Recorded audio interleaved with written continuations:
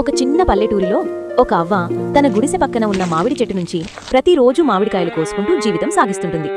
ఒకరోజు ఉదయం, అయ్యో, నిన్న ఇంత మామిడికాయలుండే, ఈరోజు సగం లేవే అని అవ్వకి డౌట్ వస్తుంది.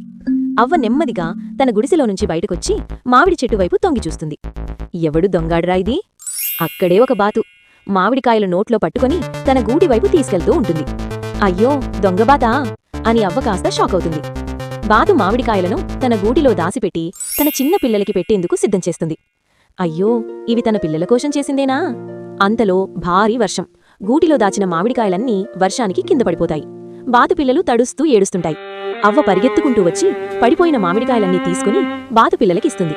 తినండి బంగారాలా, మీకోసం తీసుకెళ్ళిందని ఇప్పుడు అర్థమైంది. బాతు అవ్వని చూసి తల వంచుతుంది. దొంగతనం కూడా అమ్మ ప్రేమతో వస్తే పాపం కాదురా. అంతా బాగానే ఉంది, కాని అవ్వ ముఖంలో ఇంకా కోపం. కాని ఒకటి మాత్రం అర్థం కావట్లేదురా, నేనింత మంచి పని చేసినా ఈ వీడియోకి ఎవ్వరూ లైక్ చేయట్లేదు, ఎవ్వరూ సబ్స్క్రైబ్ కూడా చేయట్లేదు. అయ్యో బాతూ, నీ పిల్లల కోసం మామిడికాయలు దొంగతనం చేశావు. మీరైనా ఈ వీడియోకి ఒక లైక్, ఒక సబ్స్క్రైబ్ చేసి పోండి బాబోయ్.